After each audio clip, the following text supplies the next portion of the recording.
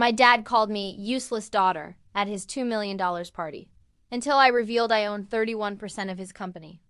My name is Carolyn Price. I'm 36 years old, and this is the story of how my dad called me his useless daughter at a $2 million party.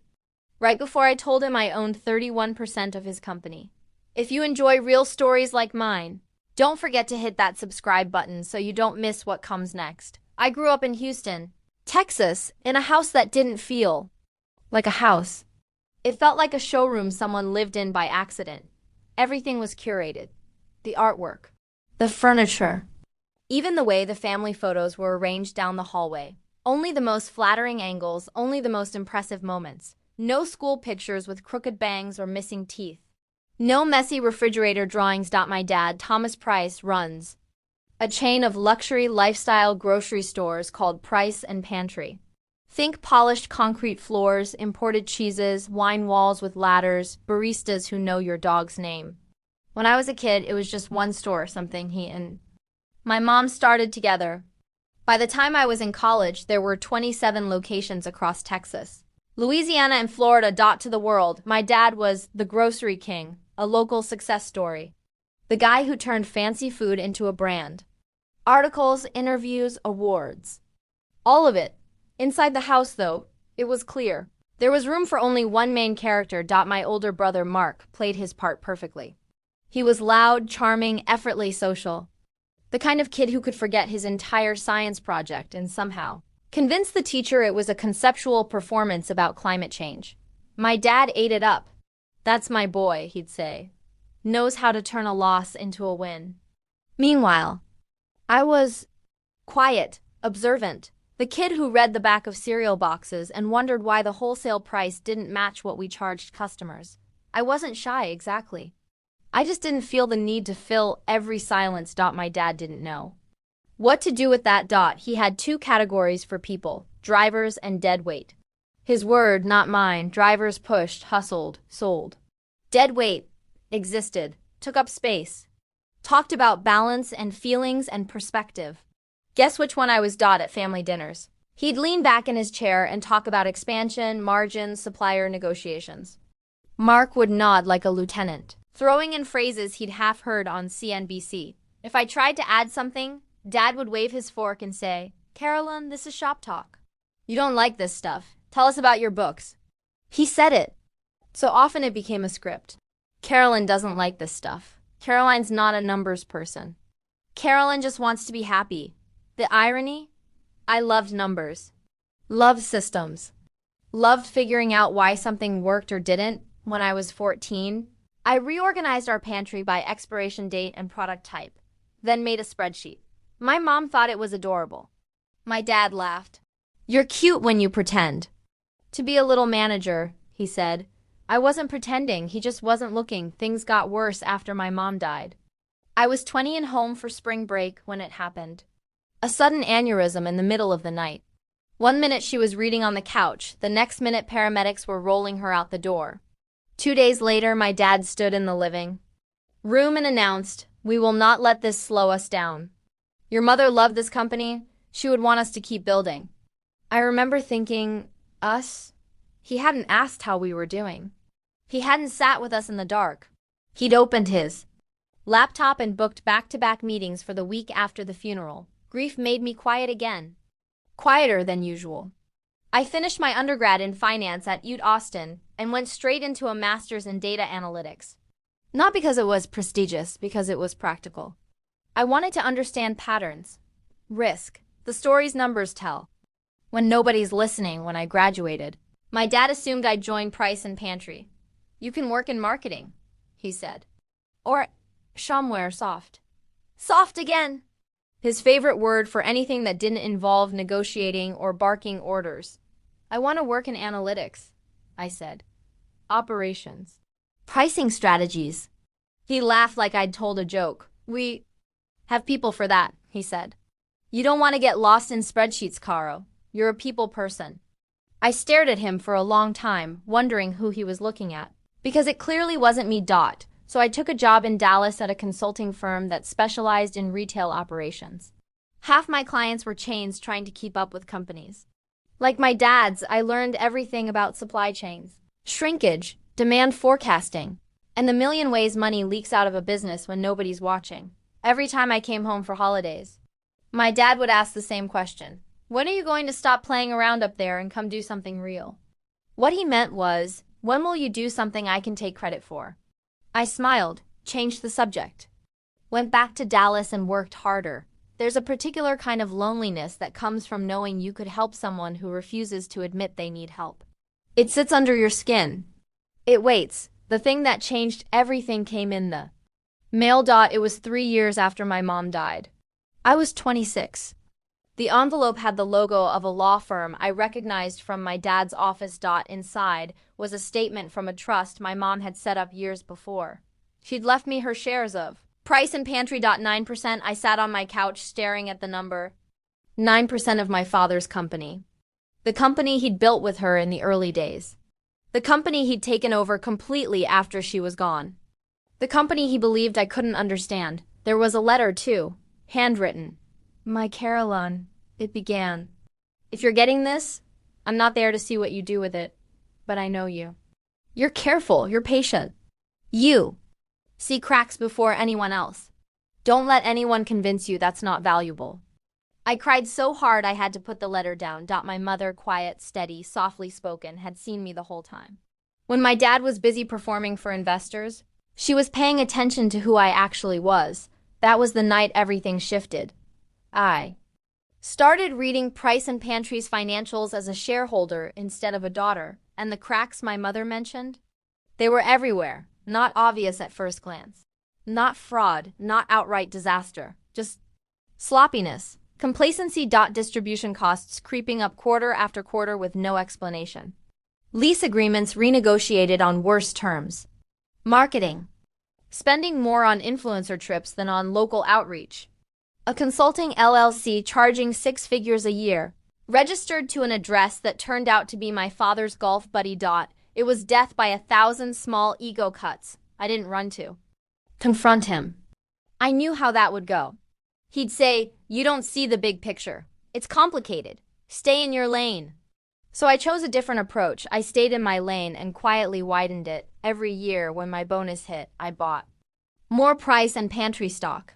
When the company had a bad quarter and the price dipped, I bought more.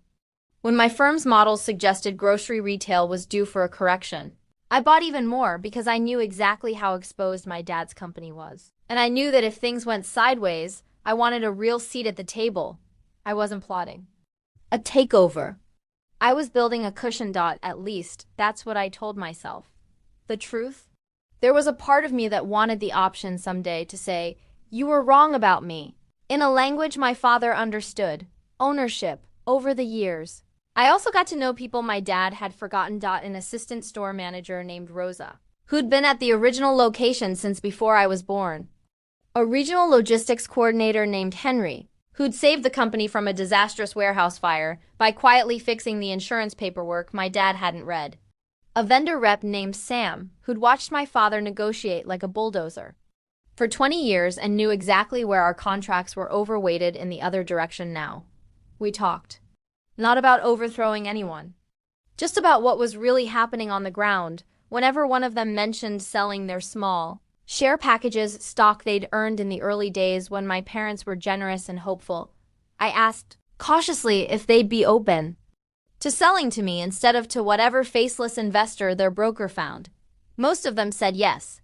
They trusted my mom's daughter more than they trusted a stranger. By the time I turned 35, after a decade of slow, steady accumulation, I held 31% of Price and Pantry. I knew this number the way you know your own birthday. I didn't tell my father. There was no reason to yet. He still saw me as background. It worked in my favor. Then came the party, the Price and Pantry 30-year legacy gala, held at a hotel in Miami that looked like a sculpture more than a building. The rumors said the event budget was $2 million. There were ice sculptures shaped like our logo, a live band, custom cocktails named after each store location. It was the kind of thing other companies do when they're secure and stable. We weren't, but my father didn't do reality. He did optics. The official reason for the party was to celebrate 30 years of Price and Pantry.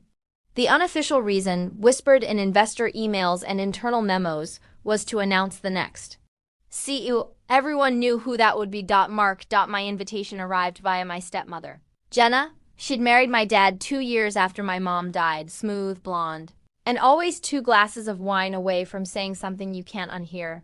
The invite was digital. There was a nice looking forward to seeing you there message at the bottom. My name was misspelled. At the seating chart link, I scrolled through the tiers. Board table, front and center. Executive tables, investor tables, vendor tables. Then, near the bottom of the screen, family overflow extended. Guests, table 19. Next to that, Carolyn Price. My chest went tight, not because I wanted to sit next to my father. I'd stopped wanting that a long time ago. But there was something brutal about seeing your place ranked algorithmically. Behind suppliers and distant cousins, I almost didn't go, but then I heard my mother's voice in my head again. You see cracks before anyone else.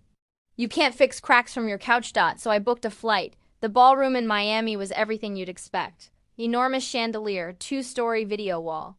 White tablecloths glowing under soft lights. People in suits that could pay off mortgages. Waiters gliding around like ghosts with trays of champagne. My father was in his element. Perfectly tailored tux, practiced laugh, eyes scanning the room for the most important person to talk to next. He gave me a half hug when I approached. Caro, he said, as if he just remembered I existed. You made it! Wouldn't miss it, I replied. You're at 19, he said, already turning away. We'll catch up later. Big night. Big night, he moved on, clapping someone on the back, launching into a story I'd heard him tell 100 times about how he'd mortgaged our house to open the first store. I found my table. Rosa was there. She squeezed my arm. He barely invited you? She whispered. I shrugged. He remembers us when it's convenient. She shook her head. Your mama would have had words. That almost made me cry. The lights dimmed. A montage played on the giant screens, grainy footage of the original store, my parents' stocking shelves, then glossy clips of gleaming locations. Employees smiling on cue. The host's voice boomed. Ladies and gentlemen, please welcome the founder and CEO of Price and Pantry, Thomas Price. Applause thundered. My father walked on stage like he owned the air. He started strong, the vintage story, the humble beginnings, the tribute to my mom, just long enough to seem respectful, just short enough to keep the spotlight. He talked about community, about family, about the next 30 years, and then he called Mark up. My son, he said proudly. The future of Price and Pantry. Mark joined him, waving, flashing that grin he'd perfected in prep school. Tonight, my father said, we're making it official. Mark will be stepping up as president, with a clear path to CEO. He has the fire, the instinct, the hunger. People cheered. Investors clapped. The band did a little flourish. Then my dad said it. And of course, my daughter Carolyn is here somewhere. He squinted theatrically into the crowd, hand over his brow like a sailor scanning the horizon. More laughter. She's more of a thinker, he said. Reads a lot, doesn't love the grind like we do. Every family has one of those, right? Smart, but not exactly built for the front lines. He paused, grinning. Useless for business, but great for brunch. The room erupted in laughter. Brunch. Useless. I felt my face go hot. But everything inside me went very, very cold. My fingers wrapped around the stem of my glass until my knuckles ached. Rosa whispered, don't listen to him, under her breath, but the words were far away. I wasn't thinking exactly. It was more like something deep inside me finally stood up. My chair scraped the floor as I rose. I could have sat back down. I could have swallowed it like every other time. I didn't. I walked toward the stage. No dramatic music. No movie-style slow motion. Just the sound of my heels on the ballroom floor and my heart in my ears. Security shifted, then stepped aside. You learn a lot, being invisible. One of those things is how to move like you belong. I climbed the steps. My father's smile froze. Mark's grin faltered. The host, confused, half reached toward me, but I'd already picked up the second microphone. Hi, I said. My voice came Out steady. That surprised me more than anything. I'm Carolyn, the useless daughter. There was a ripple of awkward laughter. My father leaned toward his mic, keeping his tone light. Sweetheart, we'll let you say a few words later. I turned away from him and faced the crowd. Do you ever notice? I said. How? People think the quiet ones aren't paying attention. A few people shifted. For years, I've been told I don't understand this company. I continued. That I'm too soft, too gentle, better suited for brunch. Nervous laughter. So I did something radical. I pulled my phone from my clutch. The screen glowed like a tiny spotlight. I learned, I said. I learned the business. I learned retail. I learned logistics. I learned how to read more than the headlines in our quarterly reports. My father's jaw tightened, and I bought, I said. Whenever price and pantry stock dipped, I bought, not to flip it. To hold it, to protect it. I took a breath. As of last quarter, I said clearly. Between my personal holdings and voting agreements with long-term shareholders, I own 31% of Price and Pantry. The silence that followed was electric. Someone near the front said too loudly, "What?" One of the board members pulled out his phone. The CFO, sitting at a front table, stared at me like she'd just seen a ghost. My father laughed. It wasn't a happy sound. "Caro," he said through gritted teeth, "you're confused. You own a nice little chunk, sure, thanks to your mother. But 9% from Mom," I said. Another 12 from early employees who sold their stock to me instead of dumping it on the market. 10 more from small funds and investors who've been quietly losing faith in your leadership choices.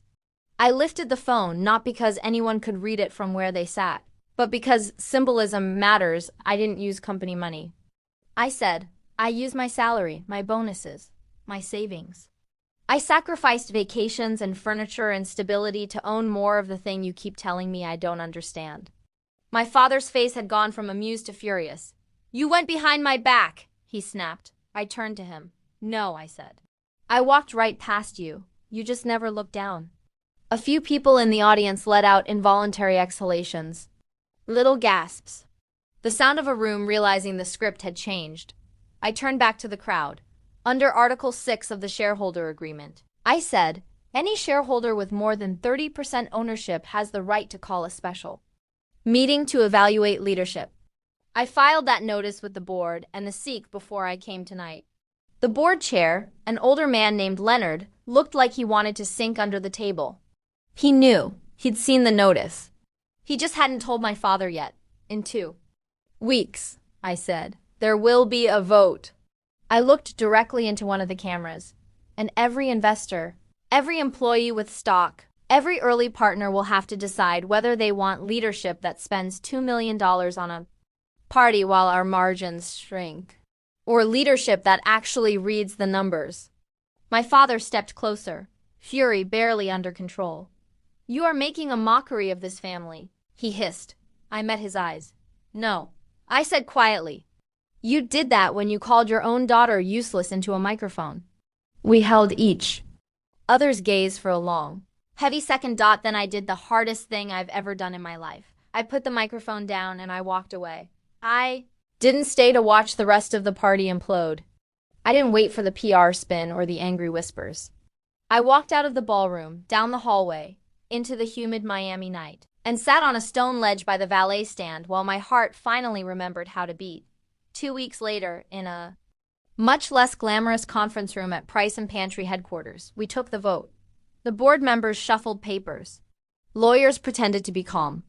My father sat at one end of the table, arms crossed, jaw tight. I sat at the other, Nadia, my attorney, a woman who'd seen far worse family business meltdowns, beside me. The motion was simple. Retain or remove Thomas Price as CEO and chairman. The votes were not simple.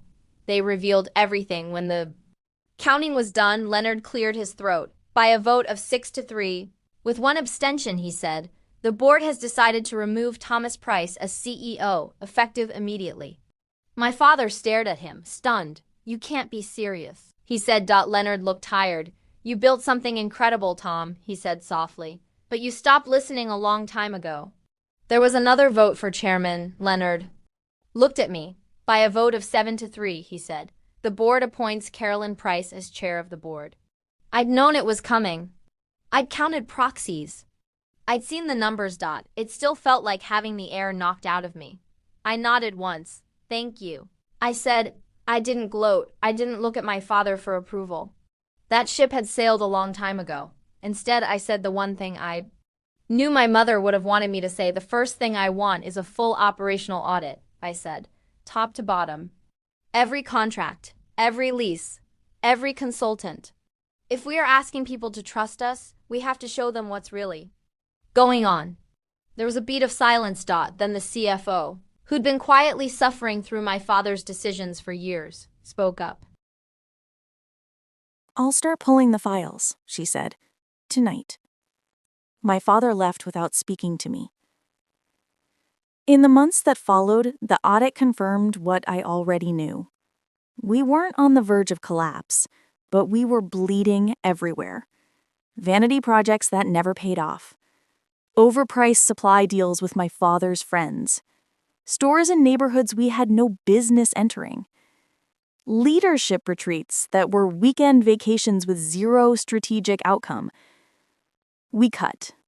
Carefully. Relentlessly. Not people on the floor, not the hourly workers my father always saw as replaceable. We cut the waste at the top. The third car service. The pointless consultants. The ghost projects. We hired a CEO from outside the family, a woman from a regional chain in the Midwest who doubled profits without doubling prices. Employees liked her. Customers liked her. She knew grocery, not just branding. And slowly, quietly, Price and Pantry stopped being a vanity monument and started being a functioning company again. People often ask what happened with my father. The honest answer is nothing dramatic. He sulked. He tried to rally sympathy. He told anyone who would listen that his ungrateful daughter staged a coup. Some believed him, some didn't. We're not close. We exchange the occasional stiff email about legacy trusts and property taxes. He sends polite messages on my birthday. I send updates on major company initiatives because it feels like the right thing to do. I stopped waiting for him to say, "I'm proud of you." Some people simply don't know how. The surprising part wasn't him. It was everyone else. The store manager in Baton Rouge who emailed me to say, for the first time in 20 years, someone from the board stepped into my break room and asked how we were really doing. The vendor in Houston who said, "Your dad always tried to win. You tried to make it fair." The cashier at our original location who told me with tears in her eyes, "Your mom would be so happy." That one undid me. Because at the end of everything, after the parties, the votes, the titles, it wasn't about revenge. It was about alignment. About making the company my parents started act like the values my mother lived. So, if you're listening to this and you've been told you're useless or too soft or not business material, hear me. You are not obligated to live at the size of someone else's imagination. Sometimes the people closest to you are the most committed to misunderstanding you because seeing who you really are would force them to change. You don't have to tear them down. You don't have to destroy what they built. But you